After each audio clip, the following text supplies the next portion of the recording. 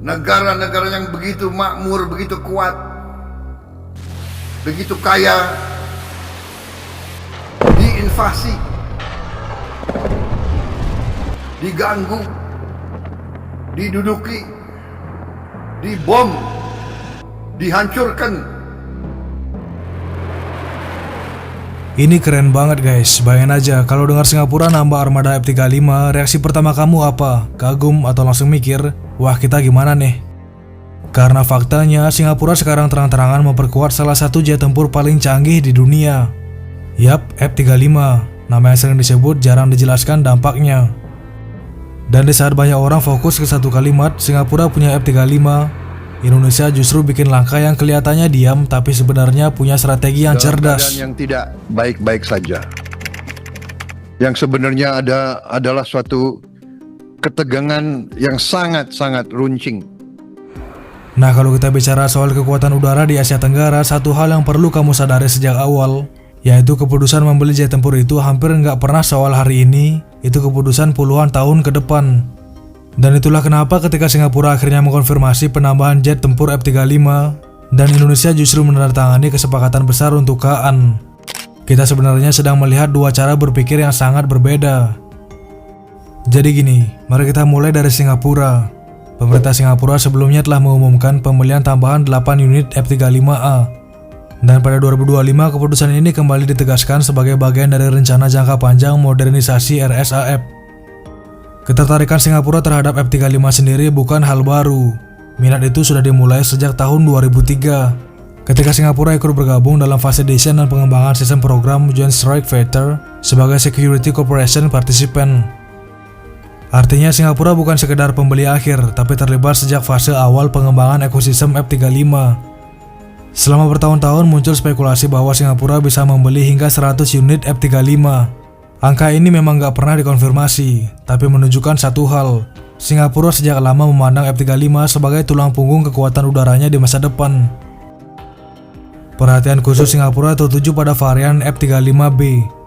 Varian ini memiliki kemampuan Short Take-Off atau Vertical Landing atau STOVL.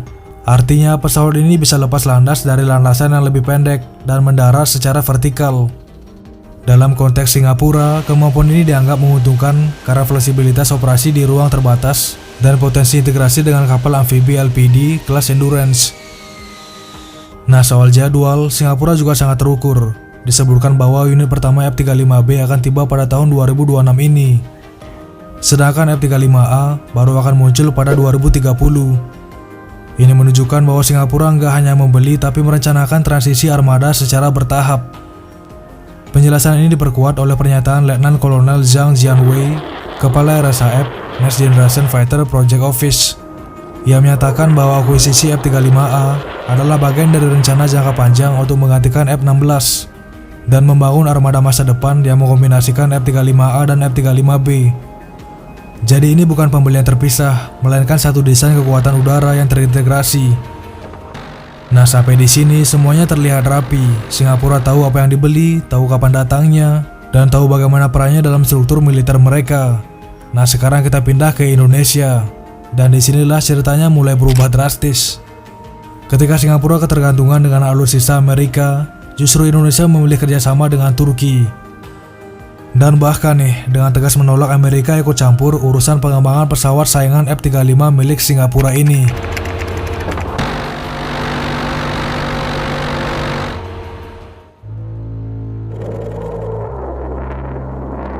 Nah, dunia rencana pengadaan alutsista Indonesia diibaratkan seperti roller coaster.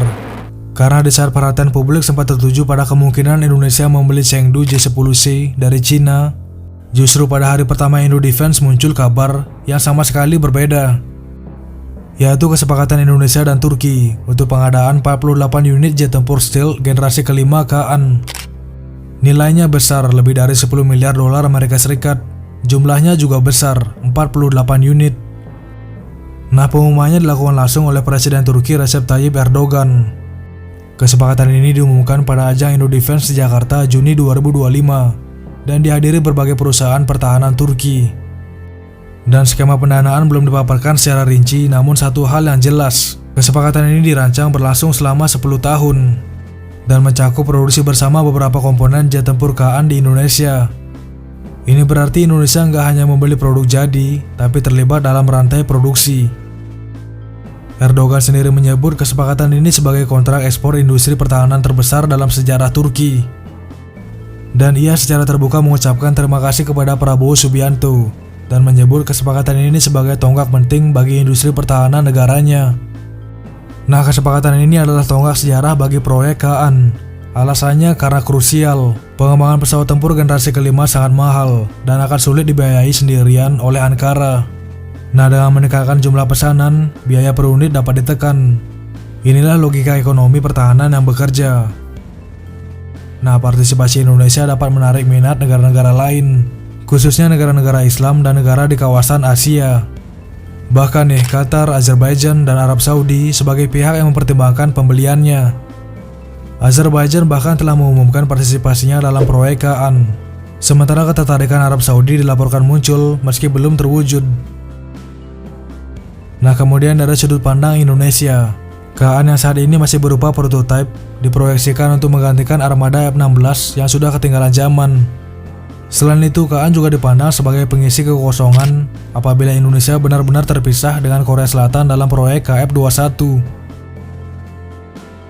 Turkish Aerospace Industries sebagai manufacturer menyebutkan bahwa unit pertama KAAN akan dikirim ke Angkatan Udara Turki pada akhir 2028. Meskipun beberapa analis memperkirakan pengiriman bisa mundur hingga 2030. Nah, ini penting dipahami, KAAN belum operasional penuh dan Indonesia masuk pada fase awal siklus hidup pesawat, dan KAAN digambarkan sebagai game changer. Alasannya adalah kemampuan siluman yang memungkinkan pesawat beroperasi tanpa mudah terdeteksi radar di wilayah udara permusuhan, dan serta integrasi kecerdasan buatan yang memperkuat kemampuan tempurnya. Secara fisik, KAAN memiliki lebar sayap dengan dimensi besar khas jet tempur generasi kelima, kecepatan maksimum Mach 1,8, dan menggunakan dua mesin dengan daya dorong masing-masing 29.000 pon. Namun inti dari seluruh narasi ini sebenarnya bukan dari spesifikasinya. Intinya ada pada satu keputusan strategis yang sangat tegas dari Indonesia. Jadi Indonesia menuntut KAAN bebas dari komponen buatan Amerika Serikat. Nah, mengapa ini penting? Karena adanya regulasi bernama International Traffic in Arms Regulation atau ITAR. ITAR memberi Amerika Serikat kendali atas ekspor, transfer teknologi, dan dukungan logistik yang secara praktis dapat membatasi ruang gerak negara pengguna. Dan jika sebuah pesawat masih mengandung komponen yang terdaftar dalam ITAR, maka operasional dan dukungan logistiknya akan selalu bergantung pada izin politik Amerika. Indonesia juga memiliki pengalaman pahit terkait embargo suku cadang di masa lalu. Karena itu, Indonesia ingin memastikan aset strategis seperti jet tempur tidak bisa dikunci secara sepihak oleh negara lain. Dan masalahnya, prototipe KAAN saat ini masih menggunakan mesin turbofan General Electric F-110 buatan Amerika Serikat. Mesin ini terbukti andal, tapi statusnya sebagai produk yang tunduk pada ITAR menjadikannya titik lemah.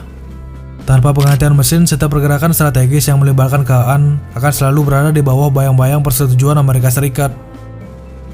Dan menjawab tantangan ini, Turki melalui Tusass Engine Industries mengembangkan mesin turbofan lokal, yaitu proyek TF6000 dan TF10000, dan kemudian diperkuat mesin TF35000.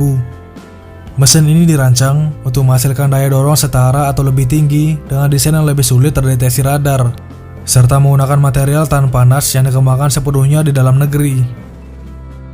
Nah, CEO TI, Mahmud Aksid, menegaskan bahwa TF35000 bukan sekedar proyek mesin, tapi pembangunan ekosistem nasional. Mesin inilah yang diproyeksikan akan menggerakkan 48 unit KAAN untuk Indonesia. Dengan demikian, Turki nggak hanya mengekspor pesawat, tapi juga komponen paling krusial dalam sistem tempur generasi kelima. Analis pertahanan Arda Mevlutoglu menilai bahwa meski KAAN masih menjalani uji coba dan diperkirakan baru operasional penuh di awal 2030-an, kesepakatan dengan Indonesia adalah sinyal kepercayaan jangka panjang. Ia menyebut KAAN kelak akan menjadi tulang punggung kemampuan serangan Angkatan Udara Turki dan simbol kesiapan masa depan.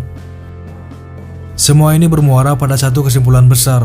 Singapura memilih kepastian teknologi yang sudah matang dengan F-35. Indonesia memilih jalan yang lebih panjang dan lebih beresiko, tapi dengan tujuan kedaulatan penuh.